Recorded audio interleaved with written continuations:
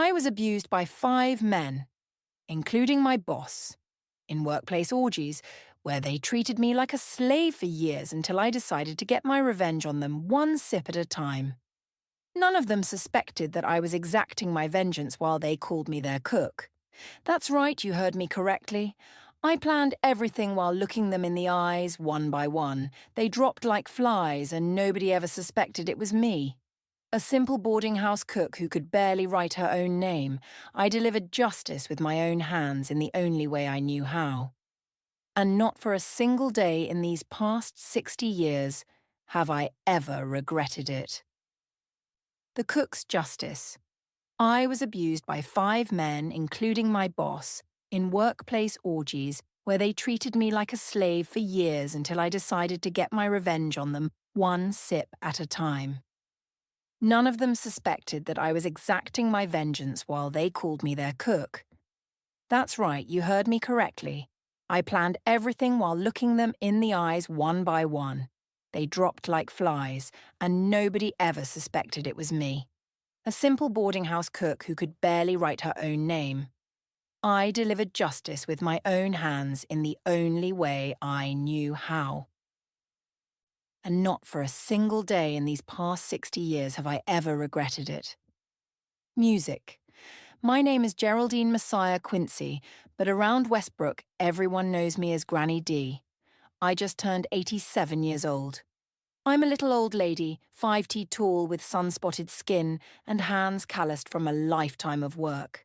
My hair, once jet black, is now white as cotton, and I always keep it in a bun to help with the heat we get here. They say my eyes are my most striking feature. People tell me I have brown eyes that seem to see into your soul.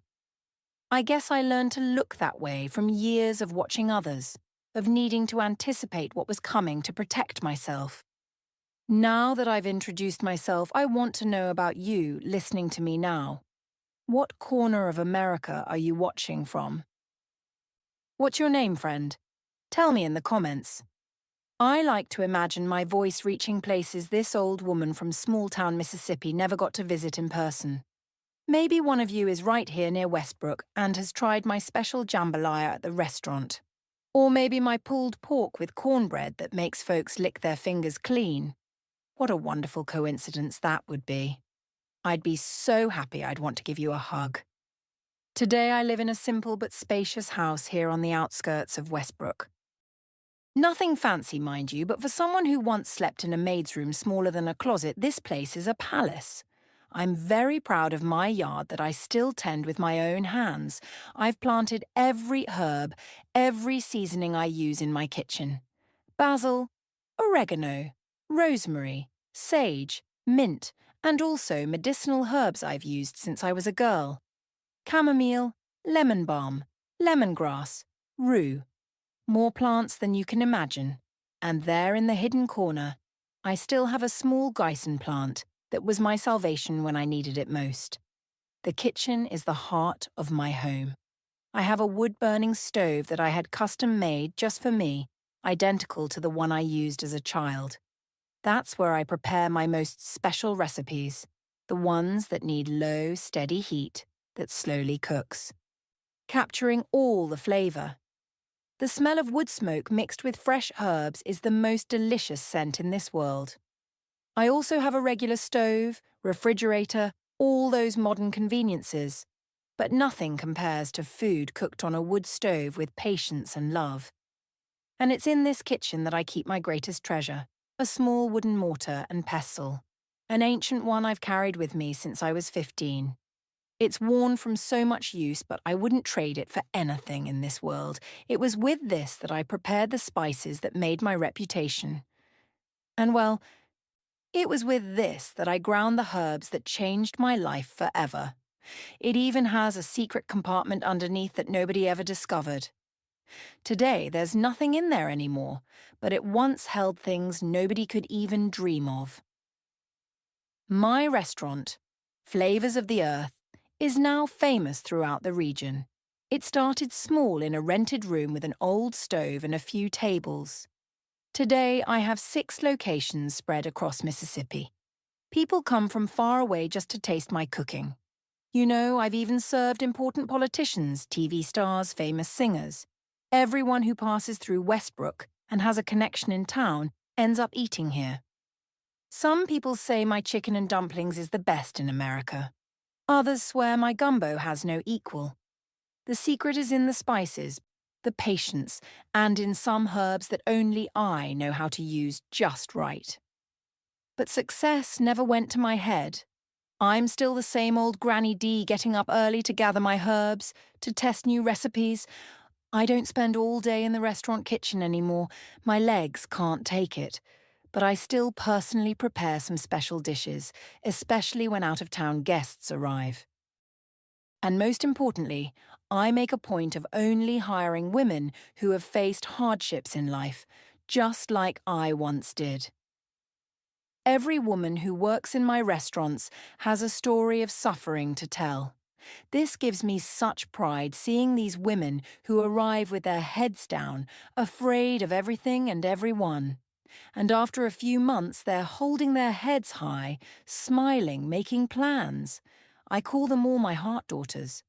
I've helped over 200 women get back on their feet. Some have become restaurant managers.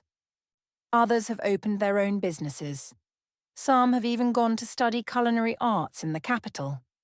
Seeing their success is almost more satisfying than seeing my own. I've even been called a hero. But I'm nothing like that. I just know well what it's like to suffer and have no one extend a hand.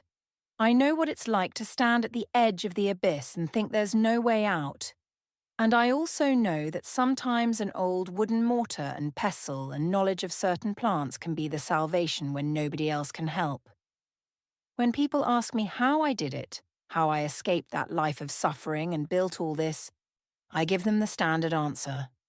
Hard work, perseverance, never giving up. It's what people want to hear. But the truth, the real truth, very few people know. It's a story I've kept inside for more than 60 years, afraid people would judge me, condemn me, or worse, not believe me. What I'm about to tell you now, I've kept secret for over 60 years. Even my granddaughter who's filming this video has never heard the complete story. But today, friend, I'm going to unburden myself. But first, let me start this story properly.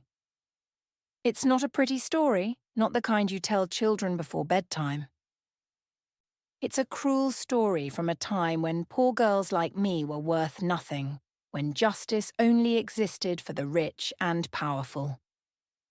In 1952, I was 14 years old and living in Brookhaven up in the northern part of the state. My father had died from a mysterious fever 2 years earlier, and my mother was struggling to raise 8 children alone. Hunger was our daily companion. We lived in a small wooden shack with a dirt floor. We all slept crowded into a single room, but at least we were together, you know. I had the affection, the protection, or at least I thought I did. One day, a man named Arthur Mendes showed up at our house. He arrived well-dressed in a shiny car, saying he owned a boarding house in Westbrook and needed someone around my age to help with cooking. He offered a monthly wage and even a chance to attend school for a starving family like ours. It seemed like a miracle. Mama, with a heavy heart, agreed to send me, one less mouth to feed, and the promise of a better life for me. How could it go wrong? Well, it did. I packed my few belongings, tucked my grandmother's mortar and pestle among my clothes so it wouldn't break. And there I went in the back of a truck to a town I'd never heard of, to work for a man I barely knew. I had no idea about the hell that awaited me. I couldn't imagine that decision would change my life forever and in a way no one could have predicted. That I, a skinny, illiterate girl, would become judge, jury, and executioner of 5 powerful men. That I would be the death they never saw coming, served in a steaming cup every morning. I'll tell everything without hiding anything. How they treated me, what they made me endure, and how slowly I found my own way to deliver justice. A justice no one would deliver for me. a justice sipped with coffee with the bitter taste of revenge. But let me go back to the beginning or you won't understand anything. I was born in Brookhaven in a homestead so small it barely shows on the map. It was just a little piece of land my father, Mr. Manuel, managed to buy after years of working for others. Poor rocky soil that didn't yield much, but it was ours. Daddy woke up before dawn, long before sunrise, and only returned after dark. Sometimes we'd go all day without really seeing him. He was a quiet man of few words, but with steady hands and a good heart. Mama, Mrs. Irene, besides taking care of the house and us, took in laundry. She would gather loads and loads of dirty clothes from the wealthier families in Brookhaven and go to the river, even under the hot sun. She'd return with her back bent from bending over at the riverbank, her hands red and cracked from the harsh soap. But she never complained. She always said, "As long as I have my health, we have plenty, but real plenty we never knew." We were 8 siblings, all stair-steps. I was born in the middle, the third daughter. Above me were Jessie and Tony, who had been helping Daddy in the fields since they were little. Below me came Lord Sebastian, Abigail, Joseph, Peter, and little Mary, the baby who was born a year before Daddy died. When she arrived, Mama was already so worn out from life that she didn't even have milk for the poor little thing. She was fed from an improvised wooden bottle with goat's milk when we had it. We didn't have much, but we had some simple joys that I missed today. I remember the smell of the earth after the rain, which in Mississippi isn't an everyday thing. When it rained, it seemed like a blessing. The smell of that wet earth would fill your nostrils and give you a feeling that everything would get better. We children would all run out to feel that water falling from the sky, to see the dust turning to mud, to hear the sound of water hitting the thatched roof. Food was scarce, but the taste hasn't left my mouth to this day. The beans slowly cooked on the wood stove, seasoned with just a little pork fat and a sprig of rosemary that Mama grew in a corner of the yard. The peeled potatoes boiled in salted water that when good would melt in your mouth. Sometimes when we were lucky, Daddy would bring home a small piece of meat, and then it was a celebration. Cornbread. Well, that was only for very special occasions when the field yielded a good harvest. The smell of that bread baking in the wood oven would fill the whole house, and we would stand there looking through the crack in the oven door, waiting for it to be ready. It was a delight that no bakery cake can come close to.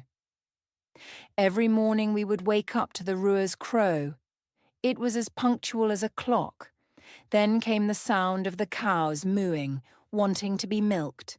The goats, the grunting of the pig fattening in the little pen. The birds, oh, they made such a celebration.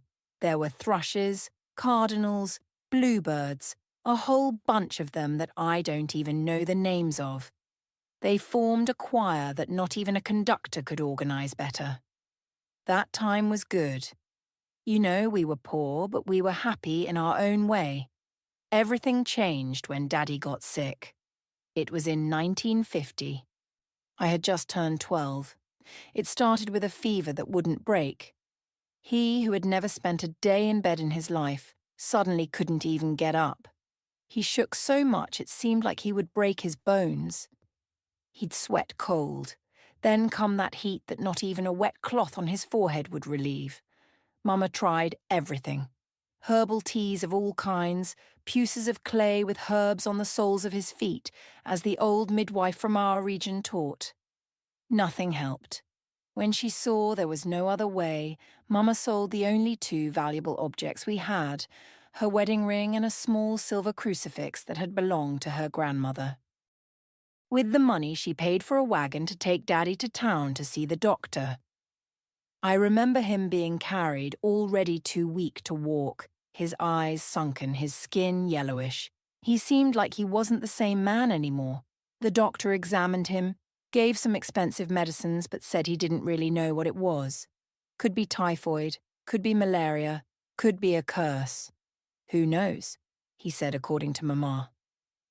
Daddy returned home but never got up again.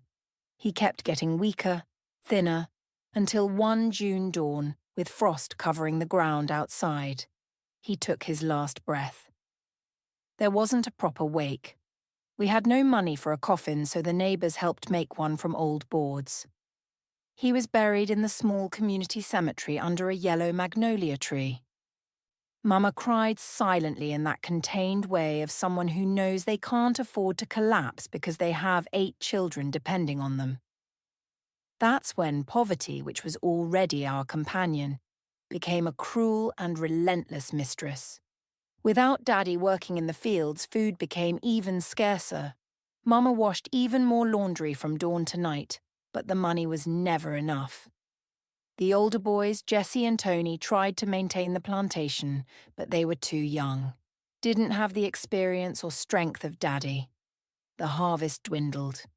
The animals were sold one by one to buy food. Soon it became clear that we couldn't keep all the children at home anymore. The first to leave was my sister Lourdes, a year younger than me. A merchant family in town needed someone to help with their small children. They offered housing, food, and some old clothes in exchange for work. They didn't mention payment. Mama cried in secret all night, but the next morning she packed Lourdes' little bundle and took her. "It's for your own good, daughter," she repeated, as if trying to convince herself. Lourdes was 11 years old and hadn't seen her family for almost 3 years when I left home. Then it was Sebastian, who was 10, sent to work on a farm dealing with cattle, sleeping in the barn with the farm hands. Once in a while he'd send word saying he was fine, but the handwriting on the paper was shaky from someone who barely knew how to write. And so it went. 2 more siblings given away to wealthy families in exchange for the promise that they would be well treated, that they would have food to eat, clothes to wear, maybe even study. Promises. Little news came afterward. Then it was my turn. Mama took care of everyone else before herself. She was getting weaker, her hands getting more and more bent from washing clothes in the cold river water. Even when she tried to hide it, I could see the tear marks on her face when she thought no one was looking. I knew my turn to leave home was coming too. It was the fate of almost every poor girl in that place, to become a maid in someone's house, a nanny to someone else's children, until she grew up enough to marry and have her own children, repeating the cycle. It was in a hot September that he appeared. Mr. Arthur Mendes arrived mounted on a well-groomed black horse, wearing clean, starched clothes, a felt hat on his head. In our community, where everyone walked barefoot and wore patched clothes, he looked like a lord. He asked at Mr. Antonor's store where he could find families with girls who knew how to cook, who wanted an opportunity in the big city. It was Mr. Antonor himself who pointed him to our house. "Mrs. Irene, I came because I heard you have a talented daughter who knows how to cook," he said, sitting on our porch, accepting the watery coffee that Mama offered. "I have a boarding house in Westbrook, the Good Rest. And I'm looking for an honest, hard-working young lady to help in the kitchen." He spoke in a honeyed tone, looking now at Mama, now at me as I served the coffee, trembling with nervousness, eyeing that stranger from the corner of my eye. Mr. and Arthur explained that his boarding house was frequented by good people, merchants, farmers, sometimes even a politician or two passing through the region. He said he needed an assistant cook who would learn quickly, who was clean and respectful. He offered housing, food, clean clothes, and wages at the end of the month. And you can even study if you want, like a real lady. There's a school in town that you can attend in your spare time. For people living like us, this sounded like a gift from heaven. After so much suffering, Mama wanted to believe that at least one of her children would have a better chance. And I, fool that I was, believed it too. I thought I would work hard, yes, but that at least I would have something to eat every day, that I could maybe send a little money home at the end of the month, that perhaps I would even learn to read and write properly, something that in the rural school where I studied for a few years I never managed. The decision was made that same afternoon. I would go with Mr. Arthur the next morning.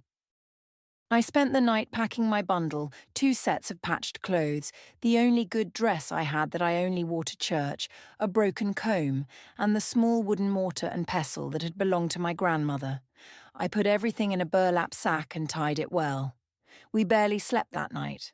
Mama spent the time teaching me the recipes she knew, telling me how I should behave, repeating that I should be honest and work hard, show that I was worth the opportunity. The farewell the next day was the saddest thing I had experienced until then. Jessie and Tony had left early for the field. They gave me a quick hug before going without many words because men don't cry or show feelings. That's what they were taught from an early age.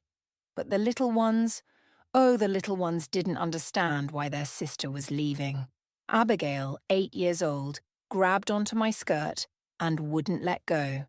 Joseph Peter, 6, hid under the bed and refused to come out to say goodbye. And little Mary, with her 3 years, wouldn't stop crying, asking to be held, not understanding that I wouldn't be back any time soon. Mama tried to be strong, but I saw the tremor in her lips, her misty eyes when she hugged me one last time. She whispered in my ear, "Be strong, my daughter. God with you and Our Lady protect you." She placed a small fabric pouch around my neck, a sachet with a prayer and a bit of soil from our homestead. "So you never forget where you came from," she explained. "That sachet stayed with me for many years until they took it from me, along with the rest of my dignity." I climbed into the back of the truck with 2 men who were carrying sacks of supplies. Mr. Arthur rode his horse, guiding the truck along the dirt road. As we moved away, I looked back and saw Mama standing in front of our little house, the little ones clinging to her skirt, all of them waving. It was the last time I saw them. The image is etched in my memory as clear as if it were yesterday, even after so many decades. The journey was difficult, 2 days bouncing in the back of that old truck on potholed roads under sun and dust. At night, we stopped somewhere by the roadside. The men set up an improvised camp, lit a fire. Mr. Arthur had me cook the food, rice, beans, and a bit of jerky he had brought. I slept curled up in a corner of the truck bed, away from the men, wrapped in the thin blanket I had brought, the burlap sack serving as a pillow. Nobody bothered me during the trip, but I already felt a chill in my stomach, a premonition I couldn't name. We arrived in Westbrook in the late afternoon of the second day. It was the first big town I had ever seen. For a girl raised in the countryside, it seemed huge, noisy, frightening. So many houses, so many people, so many cars and trucks on the streets. I stood with my mouth open, looking at everything, feeling tiny before this new world. Mr. Arthur walked ahead and I followed behind like a lost puppy, clutching my little bundle of clothes. The good rest boarding house was on a street a bit away from the centre. It was an old wooden mansion, painted a faded blue with a porch in front and a large yard in the back. At the top of the door, a slightly crooked sign announced the name of the place. From a distance, it even looked nice, welcoming.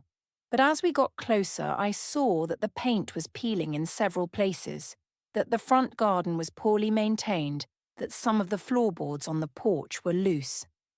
Entering, I saw a large room that served as the reception and common area. There were some old chairs, a long table where the guests ate, and in a corner a small table with bottles of drinks. The walls had moisture stains and a smell of mould mixed with cigarette smoke hung in the air. At the back was a corridor that led to the rooms. There were about 10 of them, all small with simple beds, a nightstand, and nothing more. Most of the rooms didn't even have a bathroom. The guests shared 2 bathrooms at the end of the corridor.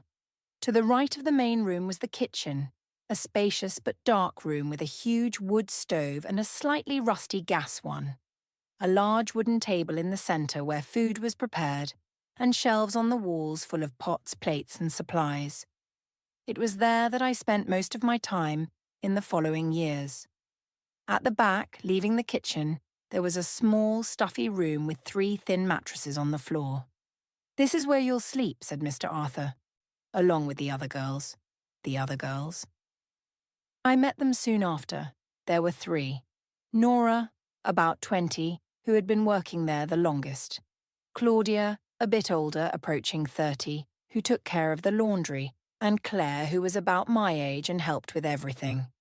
They all had the same downcast look, the same way of walking with their heads down, of speaking in whispers that night, lying on the thin mattress, hearing the strange noises of that big house.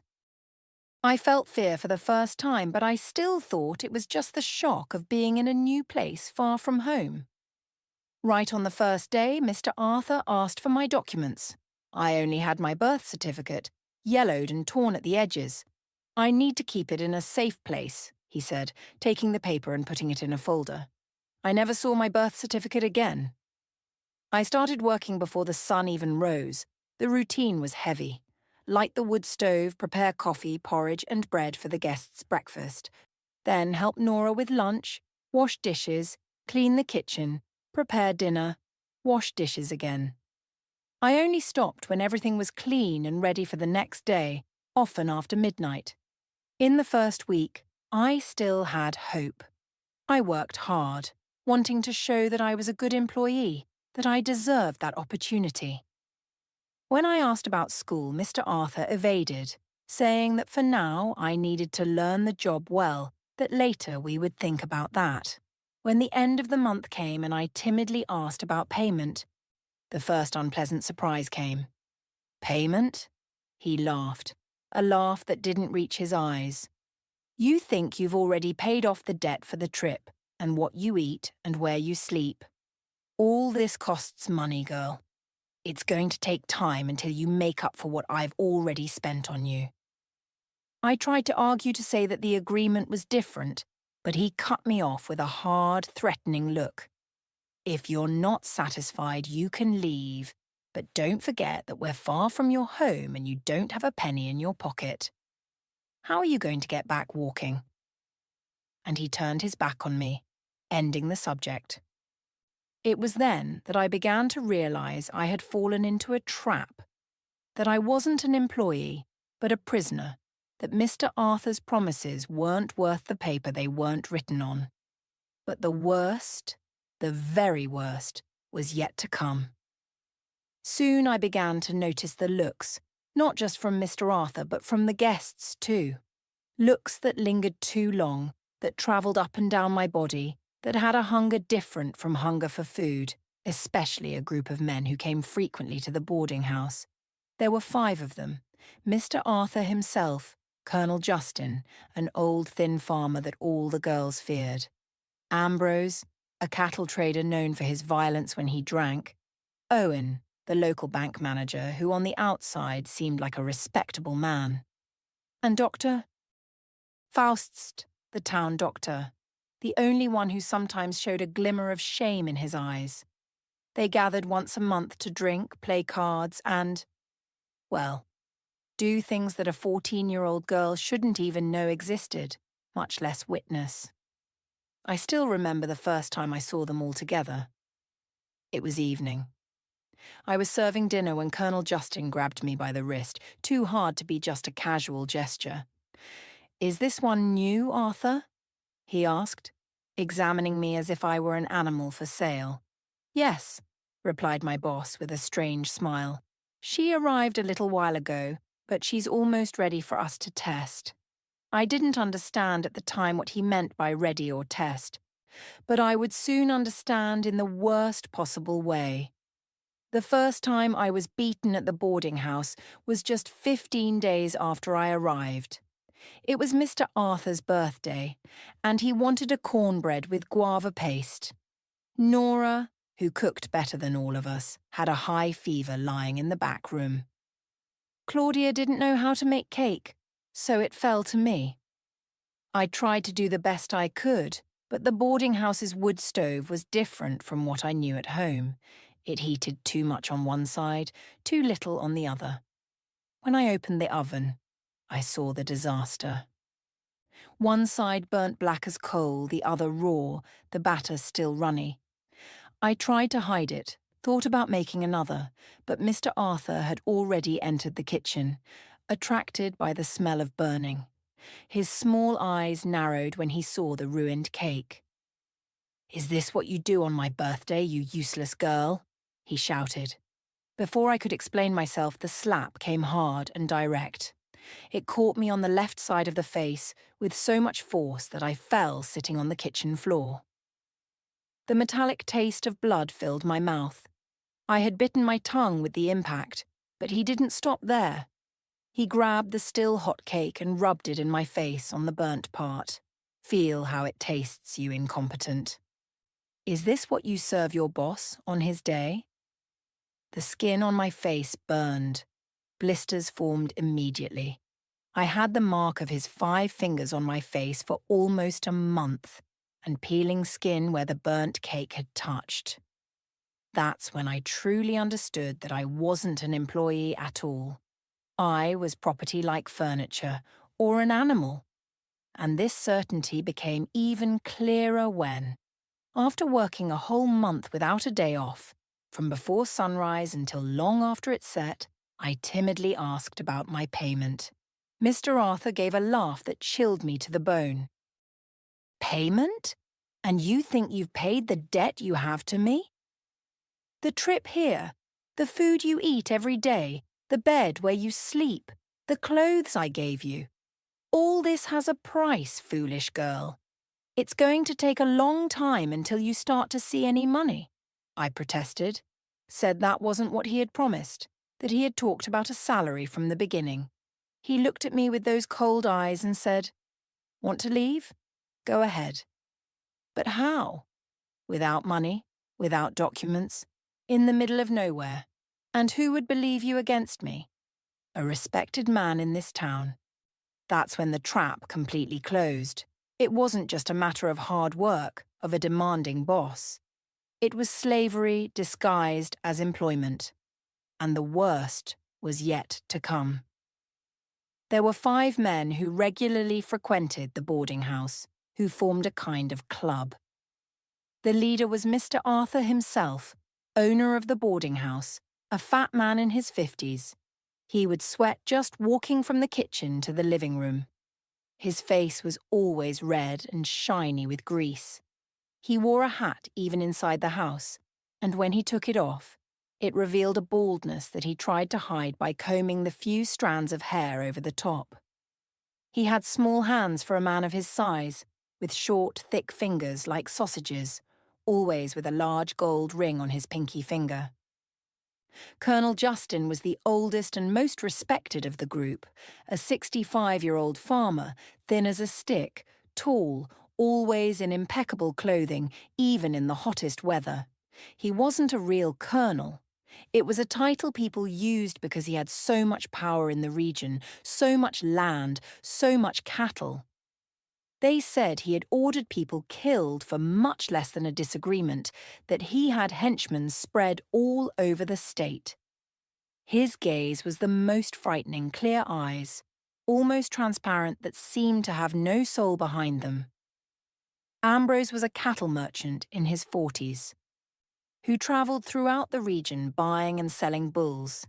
He was strong, his neck as thick as a normal man's thigh, his hands calloused from hard work. When he was sober, he was even quiet. But when he drank, and he drank a lot, he turned into an animal. He had already killed 2 men in bar fights and gotten away free both times. Everyone knew he paid bribes to sheriffs and judges in 3 different towns. Owen was the least threatening at first glance. The local bank manager, a man of distinguished appearance, always in a well-pressed suit, his hair well cut and combed with brilliant. He spoke softly, was educated, attended church on Sundays with his wife, the daughter of a rich farmer, and 3 children. He treated everyone with a broad smile when he was on the street, greeted even the maids with a good morning or, "How are you?" But behind all this facade, he was the worst of them, the most perverted, the most cruel, precisely because you never expected it.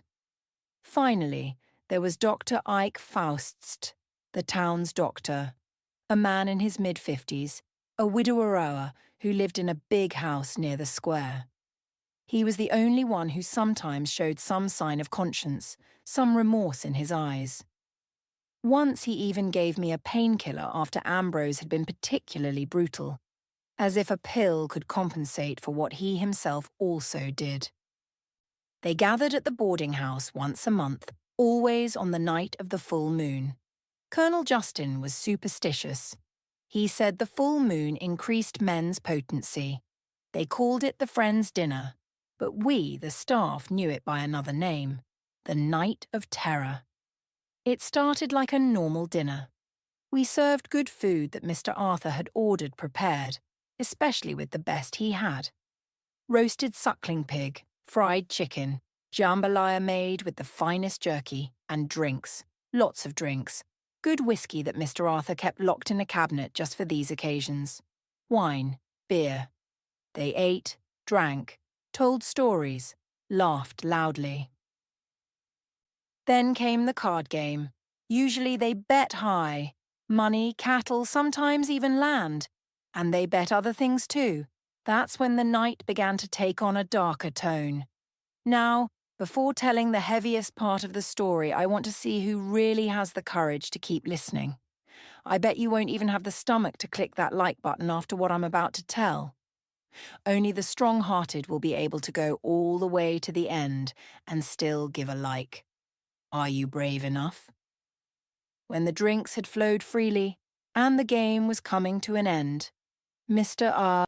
Arthur would stand up and announce with a disgusting smile that it was time for dessert. He would clap his hands 3 times, and we would be called in, one by one. Nora, Claudia, me, and any other girl who might be working at the boarding house at the time. We would stand in line, heads down, trembling with fear. They examined us as if we were animals at a cattle auction, commenting on our bodies, on who they thought looked fresh that night. Sometimes they bet at the card table, with the winner having the right to choose first. Other times they fought among themselves, each wanting a specific one. I, being the youngest, was always the most disputed. "Young, juicy one has the tenderest flesh, right?" Colonel Justin would say, passing his hand over my face while I tried not to vomit from the smell of liquor and cigar that came from him. "This one is still green," Ambrose would comment, pinching me so hard that he left purple marks on my arms, on my thighs. Owen liked to pretend he was gentle. "Come to Uncle," he would say in that soft voice, offering me a candy as if I were a little child. "I'll treat you well today." It was a lie, of course. His kindness ended as soon as the door to the room closed. Dr. Faust's at least didn't pretend. He would stand there quietly, eyes downcast, as if he were ashamed. But that didn't stop him from doing the same things as the others. And Mr. Arthur, he thought he owned us. He said that since he had bought us, he had the right to use us as he wished and to lend us to his friends. I tried to resist the first time. When Mr. Arthur announced that I would be served that night, I screamed. I begged. I tried to run to the kitchen, but Ambrose grabbed me with those huge hands, immobilizing me as if I were a rag doll. They laughed at my resistance, found it entertaining. "That's how it's good, boys," Colonel Justin commented. "When they struggle, the fun is much more enjoyable." Mr. Arthur said that since he had brought me to the boarding house, he had the right to go first. And the others agreed, but on the condition that they could watch. And so it was. They took me to his room, threw me on the bed like a sack of potatoes. I tried to cover myself to protect myself, but what good did it do? They were 5 grown men against a 14-year-old girl. What happened that night, and on so many others afterward, is difficult to tell. Not just because of the shame, the trauma, but because they did things I didn't even know existed. They laid me on that old bed, tore my simple dress as if it were paper. I was shaking so hard that the bed rattled, tears streaming down non-stop while I begged them to let me go, said I wanted to return to my mother. They just laughed. Mr. Arthur was the first. He took off his hat and belt, but kept the rest of his clothes on, only opening what was necessary. The others stood around the bed, watching everything with bottles of drink in hand. They formed a circle around me like a macabre ritual, giving opinions, suggesting positions, ways to hold me when I tried to struggle. Hold her arms like this, turn her on her side, cover her mouth so the guests don't hear. They drank and toasted as if they were at a party, not in a room where a 14-year-old girl was being violated. Mr. Arthur was sweating so much that it dripped on me, a fat, fetid sweat that mixed with the smell of alcohol. He groaned and said things in my ear that I was his, that he had bought me, that he could do whatever he wanted. He boasted to his friends. This one I brought all the way from Brookhaven, so young she didn't know anything yet. I'm the one teaching her everything. They laughed, applauded as if it was some great feat. When he finished, he stood up, adjusting his clothes, all proud. The others applauded as if he had done something admirable. "Now, whose turn is it?" he asked, as if he were offering a piece of cake at a party. Colonel Justin was next. He was different. He liked to cause pain on purpose. He pulled my hair hard enough to tear out clumps, bit my shoulders and arms, leaving deep marks, squeezed my neck until I almost passed out from lack of air.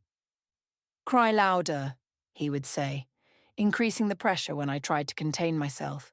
I like it when they cry. He took a special pleasure in seeing the fear in my eyes, in seeing me trying to escape with nowhere to go. Each of my screams seemed to feed something sick inside him. Then came Ambrose, strong as a bull. He barely needed to hold me down. His weight alone was enough to immobilize me.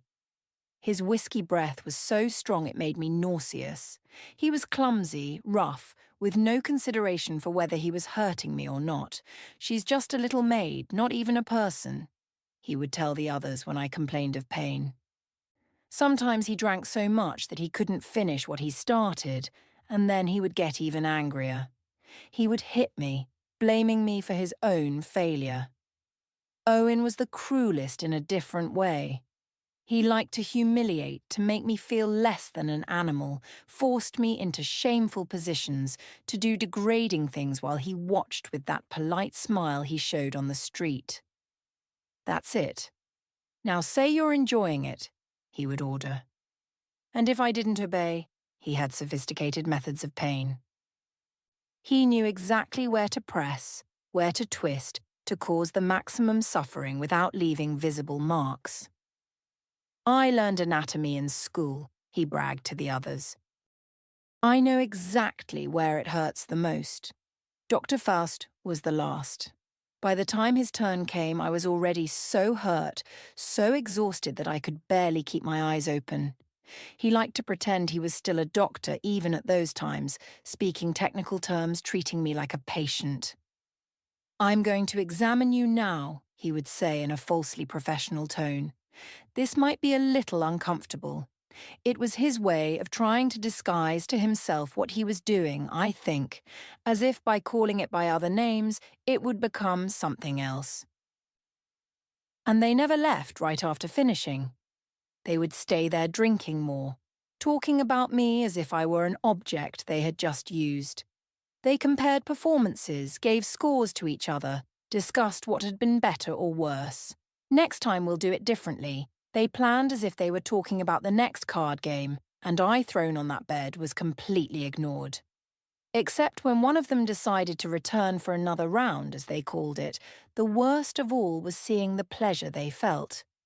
Not just in the act itself, but in knowing they had total power over me, that they could do anything, that nobody would come to help me, that I had nowhere to escape to. The next day, they acted as if nothing had happened. They had breakfast that I served, read a newspaper, talked about business. Owen returned to the bank, Dr. Faust to his clinic, Colonel Justin to his farm, Ambrose to his travels. Mr. Arthur stayed at the boarding house giving orders, yelling about anything out of place. And when our eyes met, he would smile, a smile that said, "Soon, it's the full moon again." And the worst thing is, it always came again. When they were all present, sometimes they forced me to satisfy 2 or 3 at the same time. Every orifice of my body was used, abused, violated. They boasted, competed among themselves, commented on each other's performance. It was as if I weren't even human, just an object for their pleasure, without feelings, without dignity. The other girls went through the same thing. Nora, who had been there for years, had a dead look during these nights. She did everything mechanically like a robot, as if her soul had left her body and only left the shell for them to use. Claudia cried silently the whole time, tears streaming down her face without a sound. They didn't like it when we made noise except for the sounds they told us to make. When the night finally ended around 3 or 4 in the morning, they would fall asleep scattered throughout the rooms of the boarding house. We would slip into the bathroom one by one to try to wash off that disgusting feeling from our skin. We would scrub until it hurt, until it bled in some places, but the filth they left seemed to be inside where no water could reach. The next day we had to wake up at the normal time and work as if nothing had happened. Prepare breakfast for them, serve, clean, smile when they ordered, and they acted as if the previous night hadn't existed. Owen would go back to being the respectable bank manager, Dr. E. Faust, the attentive doctor, Colonel Justin, the powerful farmer Ambrose, the successful merchant. Mr. Arthur treated us like maids until the next full moon. This repeated every month. There was no escape, no rest. Sometimes between one full moon and another, one of them would show up alone at the boarding house and demand special service. Mr. Arthur never refused. After all, they were his friends, his accomplices, and he himself would use any of us whenever he wanted, at any time of day or night. He just had to tap his fingers on the table in a specific way, and we already knew what it meant. Claire, a girl who arrived shortly before me, couldn't take it anymore. After a particularly brutal night with Ambrose, who had drunk more than usual and used her in ways I can't even describe, she waited for everyone to fall asleep and hanged herself with a sheet tied to a ceiling beam. It was Mr. Arthur who found her body in the morning. She didn't even get a funeral. She was thrown into a mass grave at the cemetery without a name on the cross, with no one to pray for her except us, the other prisoners of that hell. Seeing what happened to Claire made me decide I wasn't going to end like that. I wasn't going to let myself be completely destroyed. I wasn't going to give them the satisfaction of breaking me to the point of taking my own life. I would survive one way or another, and maybe one day escape. After 6 months in that place, I thought I had found my chance. It was a Sunday. Mr. Arthur had gone to town to participate in a cattle auction and would only return at night. Nora was sick. She was always sick. Her body couldn't take the abuse anymore. Claudia was busy with the laundry. No one was paying attention to me. I grabbed my little bundle hidden under the mattress, just my grandmother's mortar and pestle, and a few coins I had managed to save, and went out through the kitchen window. I jumped over the low wall that separated the boarding house from the back street and began to run like I'd never run in my life. My heart beating so hard it felt like it would explode. The adrenaline rushing through my veins, the sensation of freedom, even if momentary. I managed to reach the road that left town. I didn't know where to go. I just knew it had to be far from there. I walked for hours, my feet already bleeding in the old shoes, the strong sun punishing me. But each step seemed to take me closer to freedom. Farther from that hell. I hadn't even walked 9 miles when I heard the sound of a motor. I hid in a bush by the roadside, my heart almost coming out of my mouth. A car passed straight by, and I breathed relieved. But soon another vehicle was coming, more slowly. It was Ambrose's pickup. He passed where I was, slowed down as if he had noticed something, then continued. I thought I had escaped. I left my hiding place and continued walking more quickly, wanting to take advantage of the fact that the road seemed empty. That's when I heard the engine again closer. Before I could hide again, the pickup pulled up beside me and Ambrose jumped out. "Look what we have here. A little mouse escaping from the mousetrap," he said with that whiskey breath that never left him, even in the morning. He grabbed me by the hair with force, dragging me to the pickup while I screamed and struggled. "Shut up, you wretch, or I'll break your teeth right here and now," he said, as he threw me in the back like an animal.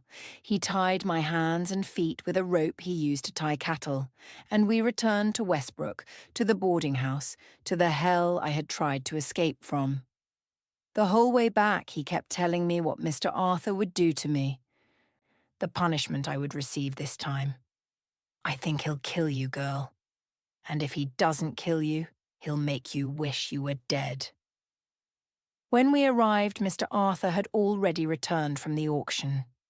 Ambrose dragged me by the hair inside, threw me on the floor of the living room in front of everyone, the guests, the other staff. "Mr. Arthur, look what I found trying to escape," he announced, kicking me in the ribs to make me get on all fours on the floor. The punishment was worse than I could have imagined. "Mr." Arthur called the other three, Colonel Justin, Owen, and Dr. Faust. He wanted them all to see what happened to someone who tried to escape. Wanted it to be an example for all of us.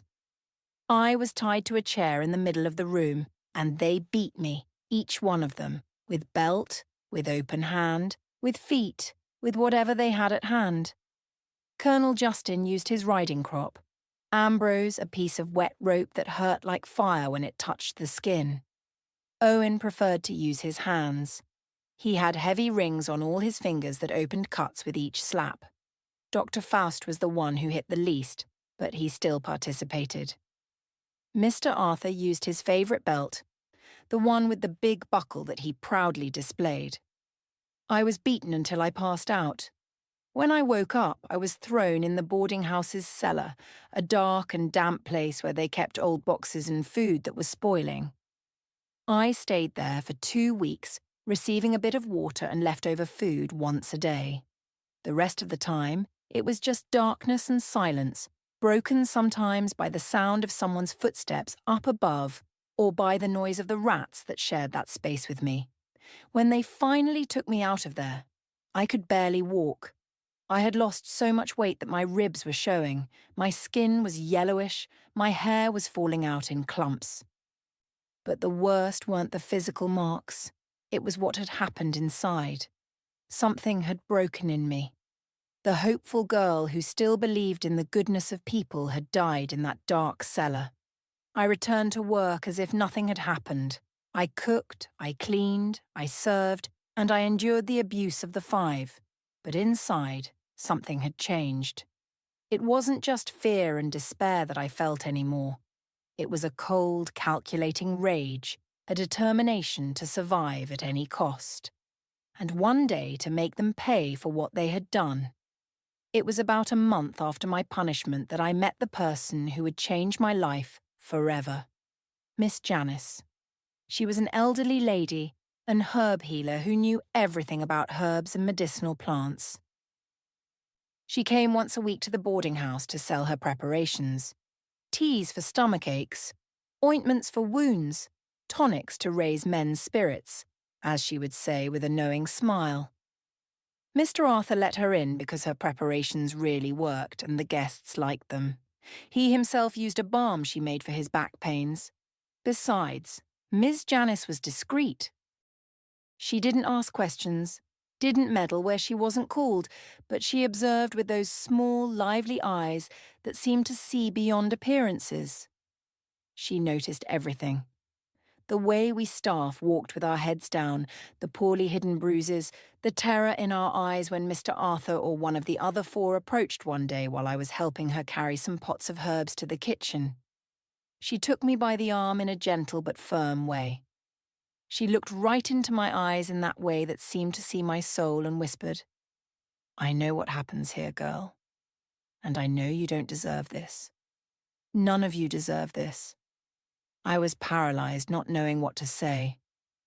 It was the first time in a long time that someone had spoken to me as if I were a human being, not a thing, as if my pain mattered. I wanted to cry, to scream, to cling to her and beg her to take me away from there. But I had learned in the worst way that trusting someone could be dangerous. "I can't take you out of here now," she continued, still whispering. "They are powerful, have friends in the police, in the government, but I can teach you some things that will help." She placed in my hand a small cloth bag full of dried herbs. "This is for pain. Boil it in water and drink it when after they—" She didn't need to complete the sentence. I understood what she meant. I took the bag and hid it in the pocket of my apron. "Thank you," I whispered back, my voice barely coming out. "I come every Thursday," she said. "If you need anything, look for me. And remember, even the smallest and most fragile herb can bring down a big man if you know how to use it." At the time, I thought she was speaking figuratively, that she meant that even I, so weak and defenseless, could find strength to survive, to resist. Only later did I understand the true meaning of those words. That she was literally offering me a path, a dangerous path, yes, full of risks, but a path that could lead to the justice that the world would never give me. That night, lying on the thin mattress in the little room I shared with the others, while I listened to Mr. Arthur's snores coming from his room at the end of the corridor, I made a decision. I wasn't going to die there.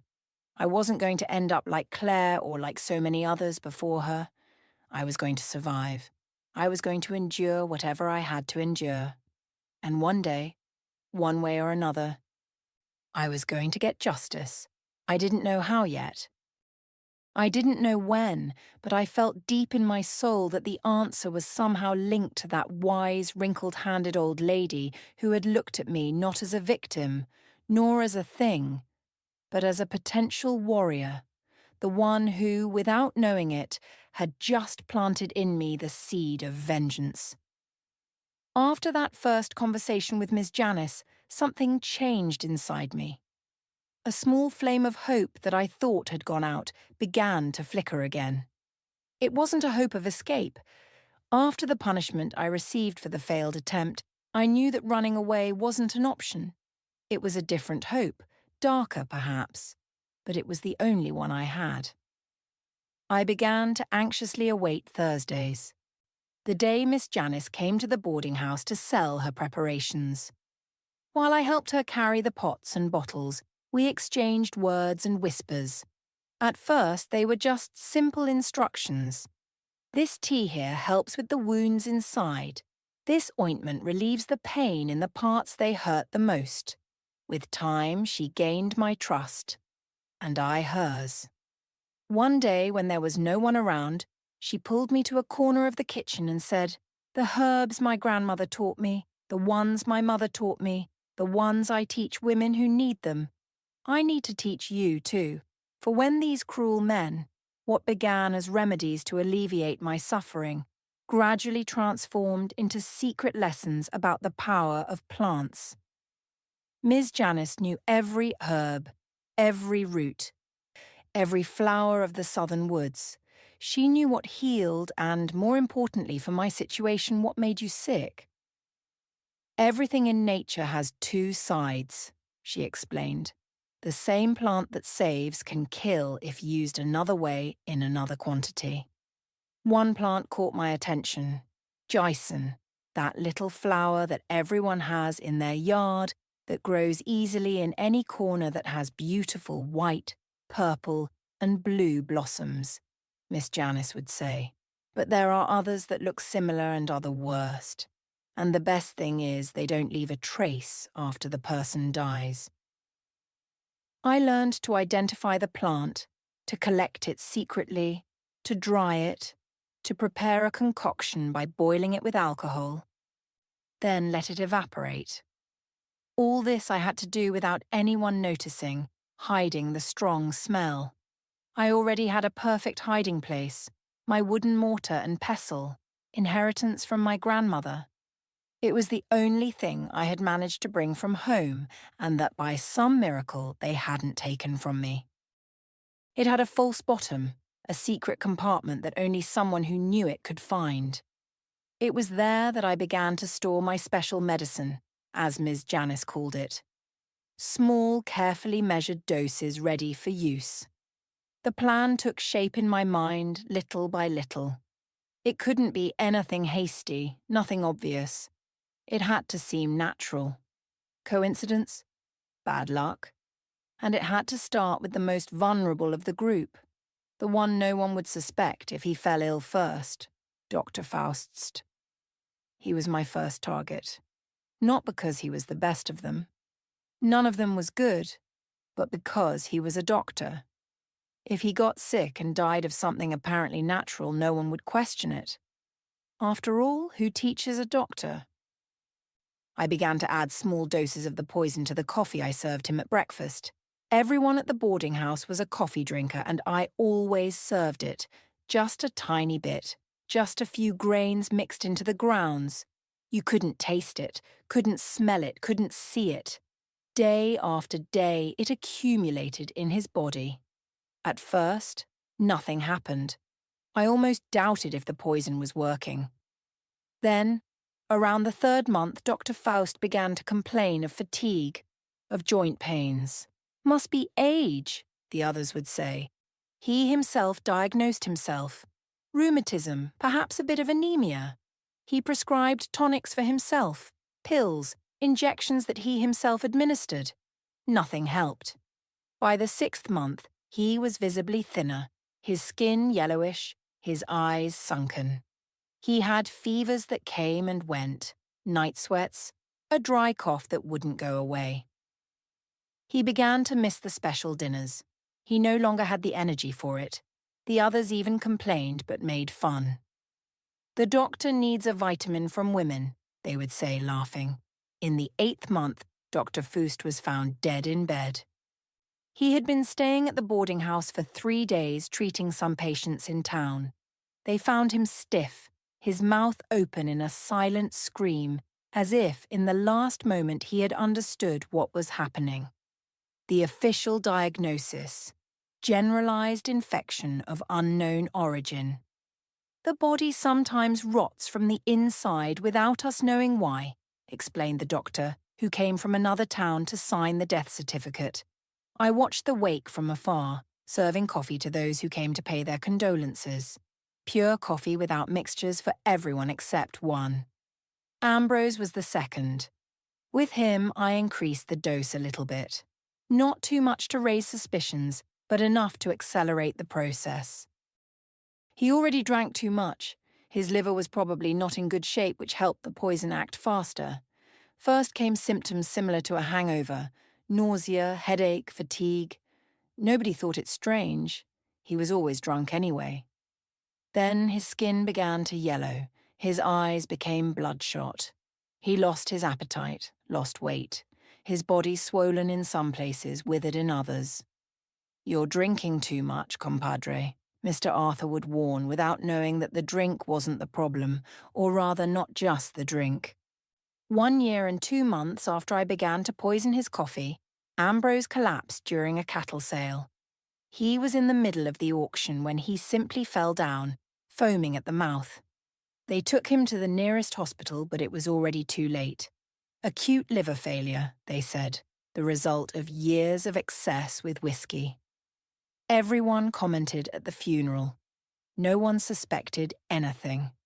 Colonel Justin was more difficult. He was thin, resistant like an old goat, and suspicious by nature. He didn't drink as much as Ambrose, didn't have Dr. Faust's vices with his own medicines. I began to increase the dose a tiny bit, but carefully. He was observant. If the coffee tasted different, he would notice immediately. It took longer for the symptoms to appear. First, it was a cough that wouldn't go away. Then breathing began to get difficult, as if his lungs were always full of something. He became more irritable, more violent, if that was possible. During the special nights, he could no longer do what he used to. His body wouldn't respond. He would get angry, take it out on the girls with slaps and punches, which only made his shortness of breath worse.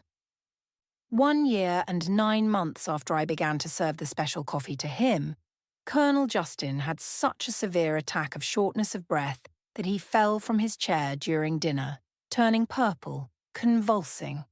No one could help him. When the doctor arrived, he could only confirm death. Pulmonary emphysema was the diagnosis common in men his age. They went looking for family for the funeral and discovered there was no one, just frightened employees who didn't even show up to say goodbye to their feared boss. Owen was the second to last. The bank manager, so careful with his appearance as a good man, began to waste away in a way he couldn't hide. First, it was chest pains that he disguised. Then, dizziness, fainting that he tried to explain as drops in blood pressure. I began to notice that he was taking medicine in secret, that he had secret consultations with doctors from other towns. He stopped coming to the boarding house as frequently. His visits became rarer, shorter. On the special nights, he appeared only to drink and talk, always making excuses not to participate in the main part, as they called it. The others made fun of him, called him a weakling, an old man before his time. They didn't know he was literally dying on his feet. 2 years and 4 months after I began to serve the poison to him, Owen had a heart attack in the middle of the bank in front of several clients. He fell over his organized desk, knocking everything down, his eyes wide with terror. They said they tried to revive him for more than an hour without success. At the funeral, his elegant wife, dressed in black, cried discreetly. The already adult children seemed more concerned with the inheritance than with their father. No one mentioned his secret habits at the Good Rest boarding house. Finally, only Mr. Arthur was left. With him, I had to be even more patient. He was the only one who could suspect something, connect the dots, realize that all his friends had died in similar circumstances in recent years. I kept the dose small, constant, working slowly. 3 years after starting my plan, Mr. Arthur was unrecognizable. The fat, imposing man had become a thin, bent shadow.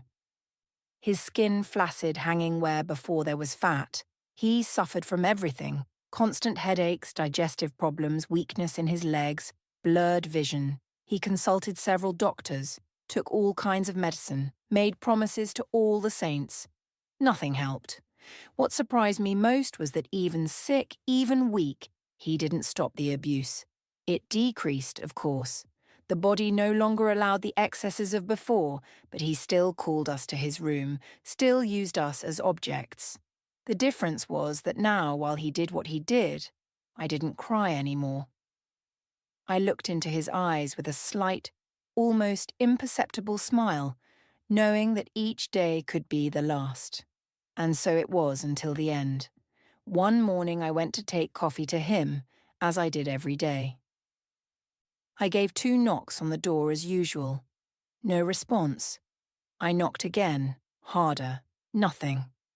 I opened the door slowly and found him in bed, his eyes open, fixed on the ceiling, his face contorted in an expression of pain. He was dead. Had been for several hours from how stiff he was. I found myself standing there looking at the empty shell of the man who had been my tormentor for so long and felt peace. Just peace. He's dead. "Someone call a doctor quick," I shouted out, playing the part of the frightened maid perfectly. There was a coffee cup, that one that I had prepared with a slightly larger dose than the previous ones, just to make sure, still full on the nightstand. No one touched it in the confusion. The doctor who came to confirm the death was perplexed. "I've never seen anything like this," he said, examining the body. "It seems like all the organs failed at the same time. Heart, kidneys, liver, lungs, everything stopped working." He looked around the room as if searching for clues. Did he take any medication? Did he eat anything strange? "Just the usual, doctor," I replied, lowering my eyes like the humble servant they thought I was. The breakfast coffee that I served every day, the same way, in the same cup. "Now, tell me something honestly. Do you think what I did was wrong? I killed 5 men slowly with poison in their coffee, looking into their eyes every day as they wasted away. Was I a murderer, or did I deliver justice where no one else would? What would you have done in my place, knowing they would continue destroying the lives of other girls like me? Tell me in the comments. I want to know what you think about this." With Mr. Arthur's death, everything changed at the boarding house. We discovered he had no close family, no relative who was interested in the business. There was a nephew in Atlanta who appeared only to sell the property and take the money. He didn't even want to know what would happen to the staff to Uncle's Pro Tea, as he called us with contempt. The boarding house was sold to a merchant from town who had other plans for the location. He wanted to transform it into a warehouse. All of us were dismissed with just the payment for the last month, the first and only one that many of us received after years of work. For the first time in 3 years, I found myself free. I could go wherever I wanted, do whatever I pleased. The problem was that I had nowhere to go and I didn't know how to do much beyond cooking and cleaning. I was 17 years old but much older inside, suffering age as a person inside and out. It was Ms. Janice, who saved me in this difficult time when I had just left the boarding house. "I don't have a palace," she said, "but I have a little corner where you can settle in." Her house was small but cosy on the outskirts of Westbrook. It had a huge yard full of all kinds of plants, those she used for remedies, for seasonings, for her special preparations. In the back, a small garden provided almost everything we needed to eat. It was simple, but after the hell of the boarding house, it seemed like paradise. Living with Ms. Janice, I learned much more than how to poison coffee. I learned to heal too, to identify medicinal plants, to prepare ointments and teas that relieved pain, healed wounds, lowered fever. I learned ancient recipes that were passed down from generation to generation in her family, and most importantly, I learned to really cook. Not just the basics I made at the boarding house, but elaborate, flavorful dishes with seasonings that made all the difference. It was Ms. Janice who also helped me get my first real job. "I know the owner of the Country Flavor restaurant nearby." She said one day he needs a kitchen assistant. I told him about you. He wants to meet you. The restaurant was modest, frequented by workers, travelers, simple people who wanted good food at a fair price. The owner, Mr. Juvenio, was an elderly man, a widower who had set up the business after retiring as a railway worker. He gave me a chance even though I was so young and without formal experience. I started washing dishes, peeling vegetables, doing the most basic work. But soon, Mr. Juvenio realized I had a way with food, with seasonings. "Where did you learn to cook like this, girl?" he would ask, surprised at the flavor I could give, even to the simplest dish. "From the women in my family," I replied without going into details. In a way, it was true. I had learned from my mother, my grandmother through the mortar and pestle she left me, and from Miss Janice, who had become a kind of adoptive mother to me. Little by little, I took on more responsibilities at the restaurant. From assistant, I became a cook, then head cook.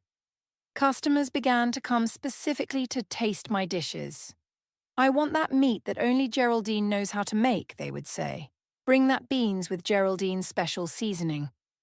My name became a kind of guarantee of quality. While I built this new life, I never stopped thinking about the family I had left behind. My mother, my siblings, the small homestead in Brookhaven. When I managed to save a bit of money, I decided it was time to look for them, to find out what had happened to them all these years.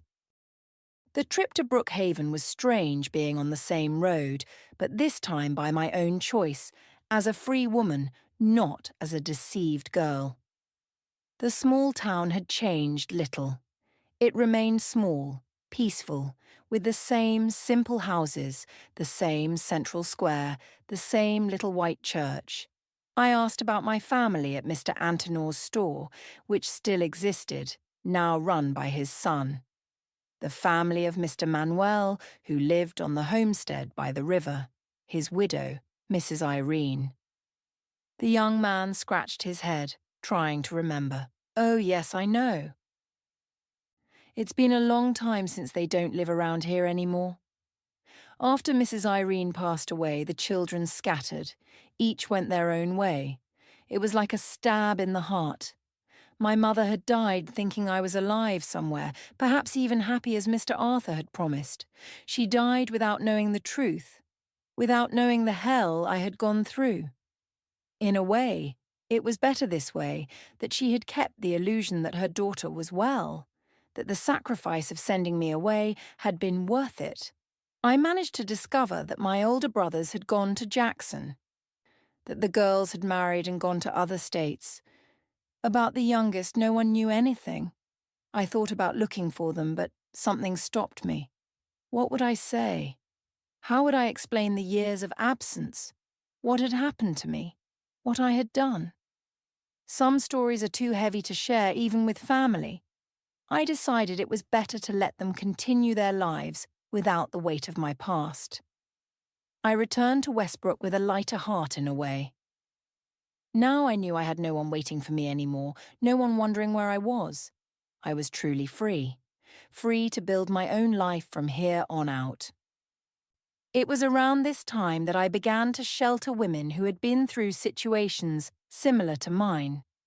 First, it was Juliet who arrived at the restaurant all bruised, fleeing from her husband who beat her. I gave her food, a little place to sleep in the back of the restaurant. Then I helped her get a job as a cleaner in a store. Then came Margaret, a 15-year-old girl who had been sold by her stepfather to work in a house that was actually a disguised brothel. She managed to escape before the worst happened. I also took her in, taught her to cook, gave her a roof until she stabilized. One by one, these women began to arrive as if there was some kind of invisible communication between those who suffer, some sign that only they recognize. Go look for Geraldine from Country Flavor. She'll help you. They would tell one another. And I helped in whatever way I could, with food, with a place to sleep for a few nights, with temporary work, with a shoulder to cry on, with advice based on my harsh experience. Behind all this help was the certainty that what I had done, slowly poisoning 5 men who had destroyed my childhood and youth, had been worth it, not just for my own liberation, but for all the other women who would have suffered at their hands if they had continued to live. How many girls like me would have been brought to the Good Rest boarding house if Mr. Arthur hadn't drunk that last coffee? I never regretted it, never lost a night's sleep thinking about the 5 men I killed. But I also never told anyone until today, until this account. Some stories need to be kept for decades, until all those involved have already departed from this world, until there is no more danger in revealing them. And so that 14-year-old girl who was deceived and abused transformed into a determined woman set on making a difference, using her pain as fuel for something greater. My mortar and pestle. the one that hid the poison that liberated so many women without them knowing, came to hold only healing herbs, seasonings that gave flavor to life, not death. A subtle but powerful transformation just like my own. I worked at the Country Flavor restaurant for almost 7 years. Each month I saved a little of my salary, hidden in an empty jam can buried in the back of Miss Janice's yard. I saved every last penny, dreaming of the day I could have my own place. Mr. Juventio was a good boss. He taught me a lot about how to run a business beyond cooking. When he started getting older with fragile health, he called me for a conversation. "Geraldine, I'm thinking of selling the restaurant. I can't handle the pace anymore. I'd like it to go to someone who will take care of it with the same love I did." It was my chance, but the money I had saved wasn't even half the value he was asking. I told Miss Janice about the proposal, disappointed that I couldn't afford it. That's when she surprised me. She opened a trap door in the floor of her living room, revealing a hole where she kept a wooden box. Inside were some old jewels, gold coins, some high-value bills. "This here is my life insurance," she explained. "I've been saving for years to ensure I wouldn't be in need in my old age, but I see you need it more than I do." With Miss Janice's loan, which I later made a point of paying back to the last penny, I bought the restaurant from Mr. Juvenio. It wasn't anything grand, a dining room with 10 tables, a small but functional kitchen, and a loyal clientele. I kept the name for a while out of respect for Mr. Juventio, but when he passed away a few months later, I changed it to Flavors of the Earth. It was just me at first, doing everything: purchases, accounts, cleaning, cooking. In the first few months, I could barely make enough to support myself, much less pay employees. That's when Rita arrived, a woman in her 30s, purple from being beaten so much by her husband, with 2 small children. She had fled home with what she could hastily gather, but the money was already running out. She needed work and, most importantly, a place where her husband wouldn't find her. "I know how to clean. I know how to iron," she would say, almost begging. "I just need a chance." I remembered myself years ago, desperate for help that never came. I offered her not just a job, but a place to stay. I had a small room in the back of the restaurant that I hardly used. I slept at Miss Janice's house anyway. Rita and her children could stay there until they got on their feet. She was the first. Then came so many others. Josephine, who had been raped by her boss in the house where she worked as a maid. Mary Carmen, who left an abusive relationship of years without having anywhere to go. Louise, a girl from the countryside who had been brought to the city with promises of employment but ended up forced into prostitution. Connie, who at 16 already had a child, abandoned by her boyfriend when he discovered she was pregnant. One by one, these women began to arrive as if there was some kind of invisible communication between those who suffer, some sign that only they recognize. "Go look for Geraldine from Country Flavor. She'll help you," they would tell one another, and I helped in whatever way I could, with food, with a place to sleep for a few nights, with temporary work, with a shoulder to cry on, with advice based on my harsh experience. At first, I offered just temporary work, a little place to stay, food on the table. With time, I realized I needed to create a better, more organized system. That's how my hiring philosophy was born. Only women, preferably those in vulnerable situations, who needed more than a job, who needed a new chance in life. I taught them to cook, to serve, to manage, and most importantly, to value themselves again, to believe they deserved a dignified life. The restaurant began to gain fame, not just for the food, which was already recognized as among the best in the region, but for the atmosphere, the warm service, the care with every detail.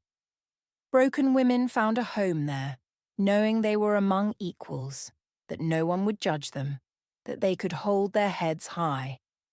Success came steadily. We knocked down the wall that separated us from the empty store next door, doubling the size of the dining room. The kitchen also grew, allowing more women to be trained. It was around this time that I began to receive invitations to cook for important events in town: birthdays, graduations, even weddings. At first, I went personally, taking one or two helpers. Then the volume became so great that I had to put together special teams, just for this. It was another opportunity to give work and training to the women who sought me out. The money, which was once so scarce, began to be abundant. I invested in better equipment, in top-quality ingredients, in more professional training for the employees. I bought a pickup truck to facilitate shopping and transportation for events. I built my own house, simple but comfortable, with a large yard where I could plant my own herbs and seasonings. That was just one part of the story. When I was 32 and the restaurant was celebrating its 5th anniversary, I made an important decision. We needed something more structured to help all those women who arrived asking for help. A restaurant, no matter how large and successful, couldn't handle it all. That's when I created the Flavors and Knowledge Foundation. The idea was to offer not just temporary jobs, but complete professional culinary training. A real course with a diploma that would allow students to find work anywhere afterward. The first year was experimental, with only 10 students using the restaurant's own kitchen as a classroom. The project was so successful that in the second year, we needed our own space. I bought a plot of land on the outskirts of Westbrook and built a simple but functional building with an industrial kitchen, classrooms, dormitories for students who had nowhere to stay, and even a daycare for their children. Everything was designed so that no woman would have to stop studying because she had no one to leave the children with. Little by little, the foundation grew. We secured sponsorships from companies, support from the municipal government, donations from people who believed in the cause. We hired professional teachers, expanded the curriculum to include not just cooking, but also business administration, marketing, entrepreneurship. We wanted the students to leave not just knowing how to cook, but prepared to open their own businesses if they so desired. And that's exactly what began to happen. Former students opening their own restaurants, catering businesses, bakeries, some in Westbrook itself, others in neighbouring towns. When I realised it, we were creating a network. It was no longer just Flavours of the Earth. There were dozens of establishments spread throughout the region, all with the same philosophy, all giving opportunities to other women. I decided then to formalise this network. Instead of each one on their own, why not join forces? I created the umbrella brand Flavours of the Earth with quality standards, common visual identity, a base menu that each restaurant could complement with local specialties. In exchange for using the brand, which was recognised and respected, the owners contributed a small percentage to the foundation. So what started as a small restaurant turned into 6 locations throughout Mississippi. It's not an empire, of course, but for someone who started with nothing, it's much more than I ever dreamed of. And more important than the number of restaurants is the number of lives we managed to transform. More than 200 women have already passed through the Flavours and Knowledge Foundation, and most of them today have their financial independence, their own business, their dignity back. Sometimes people ask me if I regret what I did, if I think I should have sought justice through official means, reported Mr. Arthur and the other 4 to the police, waited for the law to do its job. When I hear this, I can only laugh inside. What justice existed in those days for a poor country girl? What sheriff would believe my word against that of 5 respected men in society? Some people will say I did wrong, that I should have sought man's justice, but back then, for a poor girl like me, what justice existed? It was their word against mine, and they had money, power, influence, while I had nothing but my suffering. If I had reported them, I would most likely have been called a liar, a, a loose woman who was asking for it. Or worse, I could have ended up like so many others who tried to report powerful men, found dead on the side of some road, just another unsolved case in the police files. I did what I needed to do to survive, to ensure they wouldn't do to others what they did to me, and I never felt remorse. Each of those men had destroyed dozens of lives before mine and would have destroyed dozens more after. How many girls like me were brought to the Good Rest boarding house before me? How many didn't survive to tell the story? Dr. Faustst, with his respectable white coat, had been abusing vulnerable patients for years. Ambrose beat prostitutes in various cities he passed through, some even to death. Colonel Justin treated the daughters of his farm employees as if they were his property, just like his cattle. Owen, the impeccably groomed bank manager, used his position to blackmail women who needed loans. And Mr. Arthur, he was the worst of all, the centre of that web of abuse and exploitation. The world is a better place without them. Each cup of coffee I served, each carefully measured dose, each death that seemed natural. All of it was an act of justice that no one else would perform for me or the others. You wonder how I was never discovered because no one suspects a quiet cook, an invisible woman. We were like furniture to them. We were there to serve, to be used, but not really seen as human beings, capable of thinking, of planning, of executing. It was this same prejudice, the same underestimation that allowed me to eliminate them one by one, right under their noses. Today, looking back with the wisdom that the years bring, I have no doubts that I would do it all again. Perhaps more carefully, perhaps in a different way, but the result would be the same. Because I learned early on that in this world, sometimes you need to be your own heroine, your own saviour, your own justice-bringinger. For the young women who are listening to me, I leave some advice that I learned the hard way, paying a price far too high. Trust your instinct, that little voice inside you that says something is wrong, that that person isn't trustworthy, that that situation is dangerous. It's rarely wrong. Don't ignore it out of politeness, social pressure, or fear of seeming rude. Watch for the signs of abuse before it's too late. A man who controls who you see, what you wear, where you go. Who gets irritated when you express different opinions, who makes you feel small, incapable, dependent, who starts with small verbal aggressions before moving on to physical ones. Leave that relationship while you can. Seek financial independence, whatever it takes. Have your own money, your own bank account, your own savings. Knowledge, skills, and your own money are the greatest weapons a woman can have against dependency and abuse. Create a support network, other women who can help you when you need it, who will believe your word, who will offer you a safe place.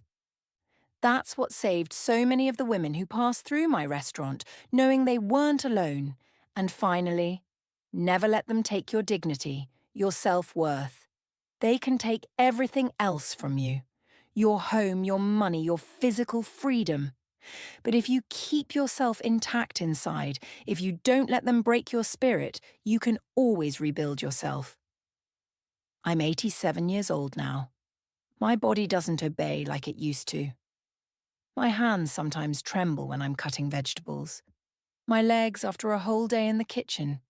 But my mind is still good.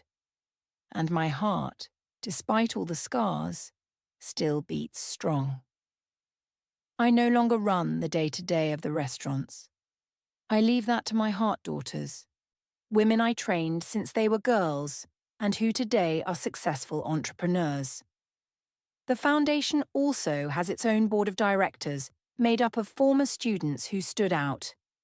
My role now is more of a counsellor, a guardian of ancient flavours and knowledge. I still live in the same house I built decades ago with my yard full of herbs and seasonings. I still use the same wooden mortar and pestle from my grandmother, now more worn, more polished from constant use. Sometimes when I'm grinding some seasoning there, I remember what it once held in the secret compartment at the bottom. The poison that was once the salvation, the lives I took to save so many others. I don't regret it. I never regretted it. If I had to do it all over again, I would do it without hesitation. And I'm sure other women out there have also found their own forms of justice, their own paths to survive in a world that often seems made to destroy us. I am Geraldine Messiah Quincy, but you can call me Granny D. And this has been the story of my life. A tale of pain, yes, but mainly of overcoming, of strength, of a woman who transformed the poison they tried to put in her life into nourishment that saved many others. If you want to hear more stories like mine, stories of women who faced the worst of life and still moved forward, subscribe here to the Grandparents' Tales channel, because wisdom doesn't come from books, it comes from life lived. And we old folks, we still have a lot to